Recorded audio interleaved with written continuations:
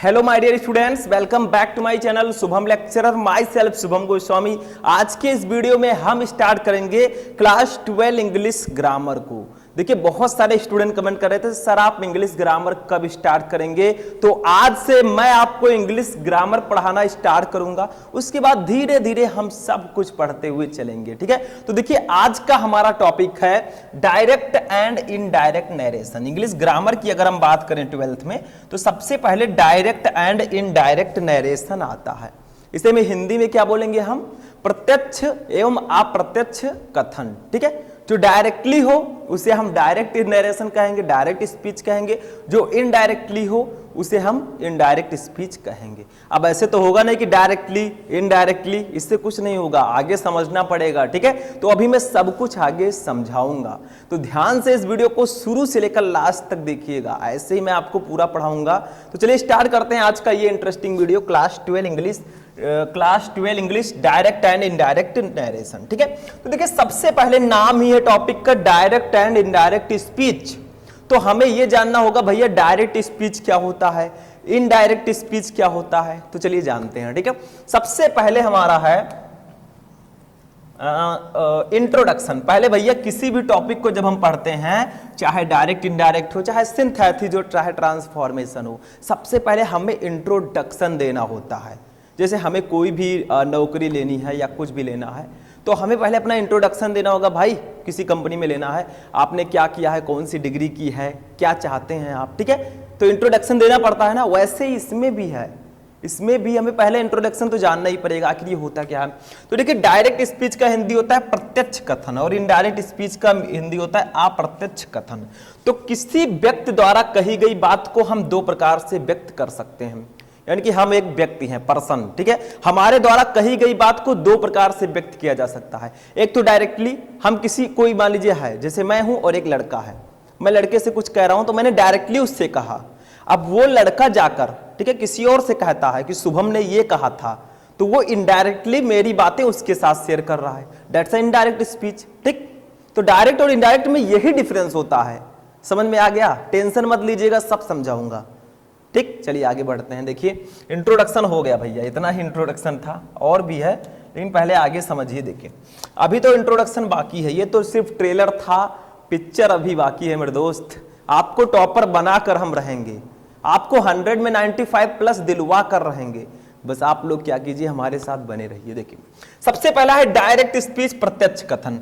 बोलने वाले व्यक्ति के शब्दों को बिल्कुल वैसे ही प्रस्तुत करके जैसा कि उसके द्वारा कहा गया है, इस प्रकार के कथन को प्रत्यक्ष कथन या डायरेक्ट स्पीच कहा जाता है।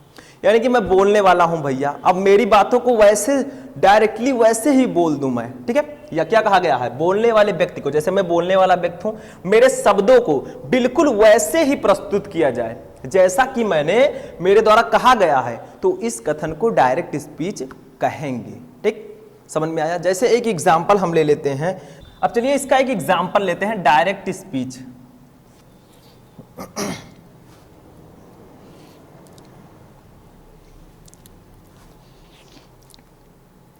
अब चलिए इसका एक एग्जांपल लेते हैं, बहुत ही सिंपल सा एग्जांपल। जैसे देखिए, डायरेक्ट स्पीच का एक एग्जांपल हम लेते हैं, Ram said to Shyam. Ram said to Shyam, ठीक है, श्याम। ये इस प्रकार से रहेगा, यू आर ये गुड प्लेयर, ठीक है, गुड प्लेयर। ये एक एग्जाम्पल हो गया, जिसके इसको अच्छे से लिख दीजिएगा। तो Ram said to Shyam, you are a good player. तो देखिए, राम ने श्याम से कहा तुम एक अच्छे खिलाड़ी हो। अब देखिए, राम ने श्याम से डायरेक्टली कहा, जैसे मैं हूं और श्याम है, ठीक है, मैं राम हूं, वो श्याम है, तो मैंने श्याम से कहा कि तुम एक अच्छे खिलाड़ी हो, तो मैंने उसको डायरेक्टली तो कहा, वो मेरे सामने है, डायरेक्टली कहा, तो ये होगा डायरेक्ट स्पीच। डायरेक्ट स्पीच क्या है, बोलने वाले व्यक्ति के शब्दों में बिल्कुल वैसे ही प्रस्तुत करके जैसा कि उसके द्वारा कहा गया है, इस प्रकार के कथन को प्रत्यक्ष कथन या डायरेक्ट स्पीच कहा जाता है। जैसे राम ने श्याम से डायरेक्टली कहा you are a good player, तुम एक अच्छे खिलाड़ी हो, तो यहां डायरेक्ट स्पीच होगा, क्योंकि राम ने श्याम से डायरेक्टली कहा है।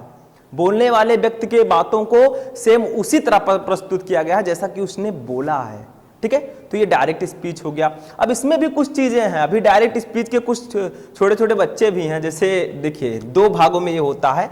एक भैया हमारे हैं ये रिपोर्टिंग वर्ब हो जाएगा ये, ठीक है, देखिए एक आपका है ये, ठीक है, ये पोर्शन होगा रिपोर्टिंग वर्ब, और जो ये आपका इन्वर्टेड कामा के अंदर है ये होगा रिपोर्टेड स्पीच या रिपोर्टिंग क्लॉज, रिपोर्टेड क्लॉज भी बोल सकते हैं, ठीक है। तो डायरेक्ट स्पीच के भी 2 बेटे हैं, कौन कौन, एक रिपोर्टिंग वर्ब, एक रिपोर्टेड स्पीच। अभी मैं आगे बताऊंगा। अभी 2 भाइयों की हम बात कर रहे हैं, डायरेक्ट स्पीच और इनडायरेक्ट स्पीच के, दोनों भाई हैं, दोनों को मैंने अलग अलग कर दिया, ठीक, मतलब मैंने नहीं किया है, यहां पर समझाने के लिए मैं बोल रहा हूं कि डायरेक्ट स्पीच ये हो गया, ठीक है। अभी इसी एग्जांपल को हम लेंगे इनडायरेक्ट में, कि उसको इनडायरेक्टली कैसे कहा जाए, तो देखिए समझ में आ गया। अब देखिए दूसरा है, इनके भाई हैं डायरेक्ट स्पीच के इनडायरेक्ट स्पीच।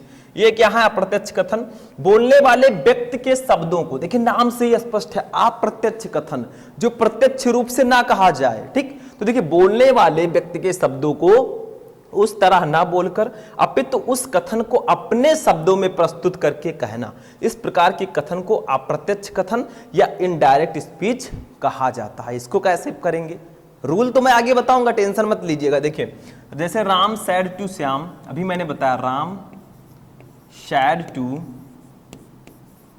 श्याम, ठीक है, Ram said to Shyam, you are a good player, you are a good player, ठीक है। तो Ram said to Shyam you are a good player. अब भैया ये तो डायरेक्ट स्पीच है, क्योंकि राम ने श्याम से डायरेक्टली कहा तुम एक अच्छे खिलाड़ी हो, ठीक, समझ में आया। अब देखिए इसको इनडायरेक्ट में कैसे बदलेंगे, देखिए रूल मैं आपको बताऊंगा, टेंशन मत लीजिएगा। इसको बदलेंगे जब हम इनडायरेक्ट में, तो राम टोल्ड, सैड टू के स्थान पर टोल्ड हो जाएगा, टोल्ड श्याम, ठीक है। बीच में भैया को लगाएंगे दैट, जो इन दोनों को जोड़ते हैं, दोनों अलग अलग हो जाते हैं। जब रिपोर्टिंग वर्ब और रिपोर्टेड स्पीच दोनों में डिवाइडेशन हो जाता है, तो दोनों को दैट भैया जोड़ते हैं, समझाते हैं कि दोनों अलग मत हो, अलग होने से कोई फायदा नहीं है, ठीक है, समझ में आया। Ram told Shyam that. अब देखिए यू है सेकंड पर्सन का प्रोनाउन, बदलेगा सब्जेक्ट से सब ऑब्जेक्ट से, ऑब्जेक्ट है श्याम, तो श्याम के लिए हम यूज करेंगे ही, ठीक है, ही यूज करेंगे ही। अब ये आर बदल जाएगा वाज में, क्योंकि इजारे में हमेशा वाज बेर में बदल जाता है। ए गुड प्लेयर, ए गुड प्लेयर, ठीक है, ए गुड प्लेयर, ठीक है। तो समझ में आया, Ram told Shyam that he was a good player. आगे मैं आपको रूल्स बताऊंगा। ये आपका क्या है, राम सैड टू श्याम, ये you are a good player, ये है डायरेक्ट स्पीच। इसको इनडायरेक्ट में बदल दिया, Ram told Shyam that he was a good player, राम ने श्याम को बताया कि वह एक अच्छा खिलाड़ी था। तो राम ने श्याम को बताया कि वह एक अच्छा खिलाड़ी था, ये इनडायरेक्टली बताया गया है, ठीक है। तो ये आपका इनडायरेक्ट स्पीच हो जाएगा। आगे मैं आपको बताऊंगा, टेंशन मत लीजिएगा, ठीक है, समझ में आया। तो ये आपका हो जाएगा डायरेक्ट इनडायरेक्ट स्पीच। इतना अभी ट्रेलर के लिए भैया, पिक्चर तो अभी बाकी है मेरे दोस्त, अभी आगे बहुत कुछ हमें पढ़ना है, बहुत सारी चीजें सीखनी है, कुछ भी छोड़ेंगे नहीं हम, जब तक तोड़ेंगे नहीं तब तक छोड़ेंगे नहीं। जब ये भैया हमारे रिपोर्टिंग वर्ब और रिपोर्टेड स्पीच को आपस में मिला सकते हैं, कौन, ये दैट, ठीक है, तो हम कुछ भी कर सकते हैं। ये कह रहे हैं united be stand and divided be fall, संगठित रहेंगे हम तो खड़े रहेंगे, अगर हम विभाजित हो जाएंगे तो गिर जाएंगे, ठीक। वही हमारे लाइफ में भी होता है, अगर हम पूरा फैमिली संगठित है तो हमारा फैमिली अच्छे से चलेगा, अगर हम डिवाइडेड हो गए तो भैया वो बेकार हो जाएगा, ठीक है, डिस्ट्रॉय। समझ में आया ये चीज। अब आगे बढ़ते हैं, अब आते हैं फिर से हम समझते हैं डायरेक्ट स्पीच को। अभी तो ट्रेलर था, मैंने बताया था, अब डायरेक्ट स्पीच को विस्तार से समझेंगे कि इनके कितने बेटे हैं, कितने प्रकार का ये होता है, ठीक है। तो डायरेक्ट स्पीच इंग्लिश में बोलेंगे प्रत्यक्ष कथन, ठीक है। तो देखिए इसमें है क्या, सिंपल है, जब किसी व्यक्ति द्वारा कही गई बात को अन्य व्यक्ति द्वारा बिल्कुल वैसे ही प्रस्तुत किया जाता है जैसे उसके द्वारा कही गई है, तो इस कहने के ढंग को डायरेक्ट स्पीच कहा जाता है। अभी मैंने आपको बताया। दूसरी कंडीशन देखिए, डायरेक्ट स्पीच में व्यक्ति द्वारा कही गई बातों को इन्वर्टेड कॉमाज के अंदर तथा पहला अक्षर कैपिटल लेटर लिखा जाता है। यानी कि डायरेक्ट स्पीच में जो व्यक्ति द्वारा कही गई बात है उसको हम इन्वर्टेड कॉमा के अंदर लिखते हैं और फर्स्ट लेटर कैपिटल लिखते हैं, यानी कि फर्स्ट लेटर जो रहेगा वो कैपिटल लेटर रहेगा, ठीक है। अभी हम समझेंगे, ठीक। तो इतना समझ में आ गया। आगे बढ़ते हैं। देखिए अब यहाँ पर एक काम करते हैं, हम आपको बता देते हैं कि जो डायरेक्ट स्पीच भैया हैं, डायरेक्ट स्पीच, ठीक है, या डायरेक्ट नरेशन भी बोल सकते हैं। ये जो हमारे भाई साहब हैं, ये कितने बेटे हैं इनके 2 बेटे हैं, मतलब ये 2 प्रकार के होते हैं। सबसे पहला हमारा है रिपोर्टिंग वर्ब। क्या है भैया? रिपोर्टिंग वर्ब, रिपोर्टिंग वर्ब, या इसी को रिपोर्टिंग क्लास भी कह सकते हैं, नो प्रॉब्लम, ठीक है। दूसरा है रिपोर्टेड स्पीच, रिपोर्टेड स्पीच, ठीक है। तो हमारे जो डायरेक्ट स्पीच हैं, देखिए डायरेक्ट इनडायरेक्ट भाई थे, अब जो डायरेक्ट स्पीच है इनके 2 बेटे हैं, एक है रिपोर्टिंग वर्ब, एक है रिपोर्टेड स्पीच। अब ये क्या होता है ये मैं अभी आपको बताऊंगा, टेंशन मत लीजिएगा, ठीक है। ये समझिए कि ये 2 प्रकार के होते हैं, reporting verb and reported speech, ठीक, समझ में आ रहा है? ध्यान से समझिएगा। अब रिपोर्टिंग वर्ब, रिपोर्टेड स्पीच क्या है भैया, ये भी हमें जानना होगा, तो एक एक को हम समझेंगे, ठीक है। चलिए देखते हैं आगे, इतना समझ में आ गया होगा, इतना काफी है। देखिए ये हैं हमारे रिपोर्टिंग वर्ब, समझ में आया? रिपोर्टिंग वर्ब जो है, वाक्य में इन्वर्टेड कामाज से पहले का भाग रिपोर्टिंग क्लॉज कहलाता है, जिसमें सब्जेक्ट, वर्ब तथा ऑब्जेक्ट होते हैं। इसको वाक्य में प्रयुक्त सब्जेक्ट को स्पीकर या रिपोर्टर बोलते हैं, यानी कि जो बोलता है उसे हम स्पीकर कहते हैं, रिपोर्टर कहते हैं, और वर्ब को रिपोर्टिंग वर्ब तथा ऑब्जेक्ट या ऑब्जेक्ट को हम लिसनर बोलते हैं, यानी कि सुनने वाला। जैसे देखिए ध्यान से समझिएगा, यहां पर एक एग्जाम्पल हम और लेते हैं, जैसे आई सैड, द टीचर सैड, ठीक है, द, या कोई दूसरा एग्जाम्पल ले लेते हैं, जैसे अभी मैंने बताया था Ram said to Shyam, Ram said, समझाने के लिए मैं बता रहा हूं, आगे हम बहुत सारे एग्जाम्पल देखेंगे, राम सैड टू श्याम, ठीक है। अब यहां पर you are a good player, you are a good player, ठीक है, ये भैया हमारे हैं। तो इसमें आपसे कहा जा रहा है कि रिपोर्टिंग वर्ब क्या है। देखिए इसमें जो हमारा ये वाला भाग है, ध्यान दीजिएगा, ये वाला जो हमारा भाग है इसी को हम बोलते हैं रिपोर्टिंग वर्ब। क्या बोलते हैं? आरवी मैं लिख देता हूं, आरवी शॉर्ट फॉर्म में, रिपोर्टिंग वर्ब।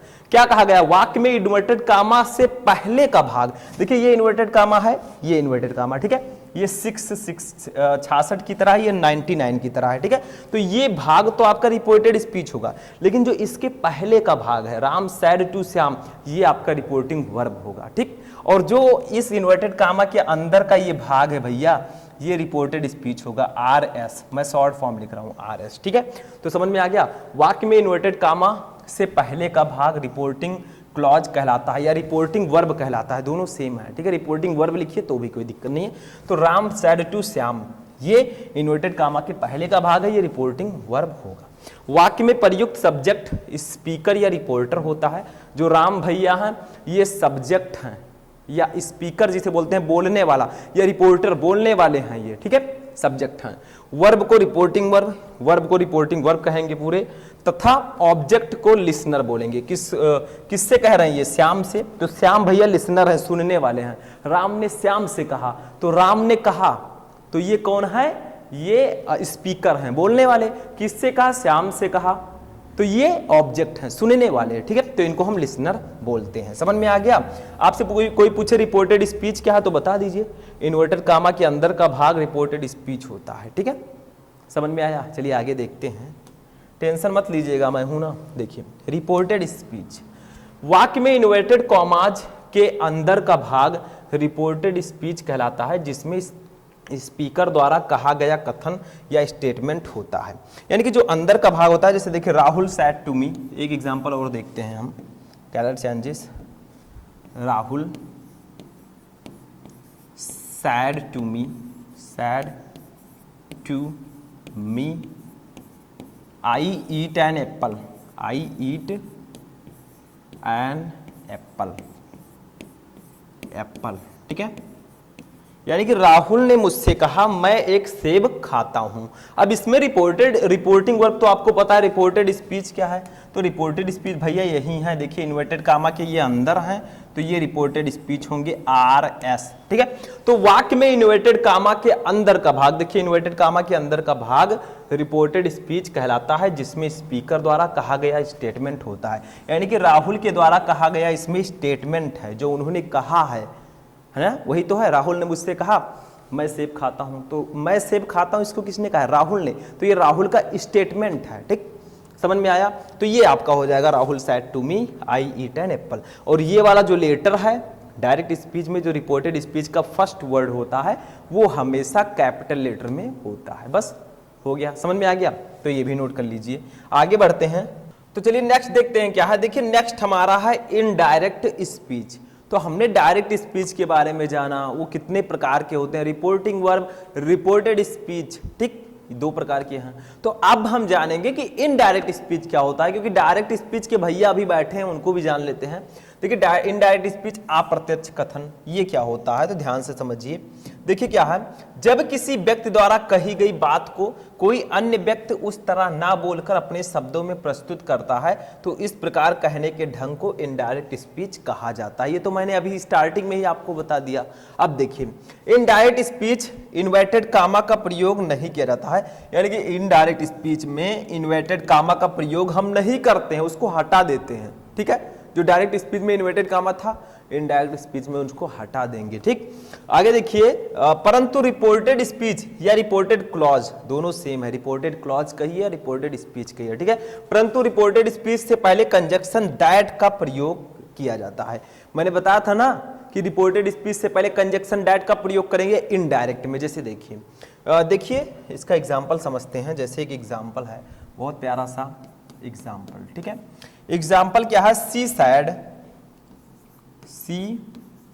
सैड, ठीक, आई हैव, यहां पर इन्वर्टेड कामा लगा दीजिएगा, मत भूलिएगा नहीं तो प्रॉब्लम हो जाएगी, ठीक है। ऐसे inverted comma, I have written the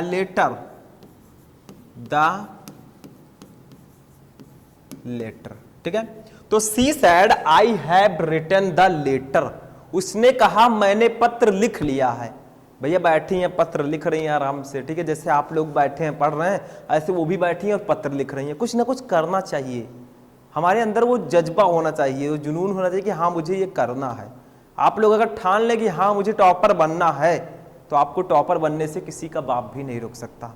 but उसके लिए मेहनत करना पड़ेगा ना, उसके लिए आपको टाइमिंग अच्छा रखना पड़ेगा, कैसे पढ़ना है, क्या करना है, वो आपको करना पड़ेगा। तो she said I have written the letter, उसने कहा मैंने पत्र लिख लिया है। एक बात और ध्यान रखिएगा, यहाँ पर जो आपका रिपोर्टेड स्पीच है जो इन्वर्टेड कामा के अंदर है, इसका आपको टेंस भी पता होना चाहिए। वैसे ये सब मैं आपको आगे बताऊंगा कि कौन सा टेंस किस में बदलता है, बट टेंस अगर पढ़े रहेंगे तभी इसको अच्छे से कर पाएंगे आप लोग। तो फिर देखिए, उसने कहा मैंने पत्र लिख लिया है, तो यहां पर इसको जब हम इनडायरेक्ट में बदलेंगे तो क्या लिखेंगे, सी सैड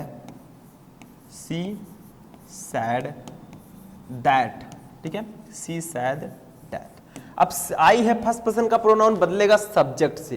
देखिए फर्स्ट पर्सन का प्रोनाउन हमेशा सब्जेक्ट से बदलता है, सेकंड पर्सन का प्रोनाउन हमेशा ऑब्जेक्ट से बदलता है, थर्ड पर्सन के प्रोनाउन में कोई चेंज नहीं होता। भैया टेंशन मत लीजिए, अभी तो स्टार्टिंग है, आगे मैं आपको सब कुछ बताऊंगा, नो प्रॉब्लम, ठीक है, नो टेंशन। तो सी सैड दैट, आई बदलेगा सी से तो यहां पर सी हो जाएगा। अब चूंकि ये कौन सा टेंस है, I have written the letter, मैं पत्र लिख चुकी हूं या मैंने पत्र लिख लिया है, ये आपका है प्रेजेंट परफेक्ट टेंस। जब इसको इनडायरेक्ट में हम बदलते हैं तो ये पास्ट परफेक्ट टेंस में बदलता है। ये सब आगे मैं पढ़ाऊंगा, ठीक है, अभी तो स्टार्टिंग है हमारी। तो सी हैड, यहां पर हैड हो जाएगा, बाकी ऐसे लिख देंगे। देखिए इन्वर्टेड कामा को हमने हटा दिया, कंजक्शन दैट का यूज हमने कर दिया। ये जो भैया हैं ये रिपोर्टिंग वर्ब और रिपोर्टेड स्पीच को जोड़ने का काम करते हैं, ठीक, समझ में आया। आगे देखिए, that she had written the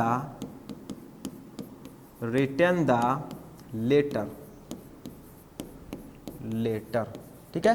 तो she said that she had written the letter, ठीक है, उसने कहा कि वह पत्र लिख चुकी है थी या उसने पत्र लिख लिया था। तो ये इनडायरेक्ट स्पीच है, ठीक है, इनडायरेक्टली उसने कहा है। तो ये आपका हो जाएगा इनडायरेक्ट स्पीच। तो आज के इस वीडियो लेक्चर में हमने जाना क्या क्या, डायरेक्ट स्पीच क्या होता है, इंट्रोडक्शन। इनडायरेक्ट स्पीच क्या होता है, डायरेक्ट स्पीच के जो प्रकार है, रिपोर्टिंग वर्ब, रिपोर्टेड स्पीच, उसको जाना, और इनडायरेक्ट स्पीच के बारे में जाना। कल से हम पढ़ेंगे रूल्स ऑफ लॉ, यानी कि रूल्स पढ़ेंगे।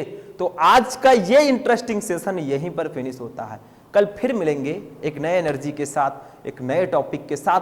तब तक के लिए जय हिंद।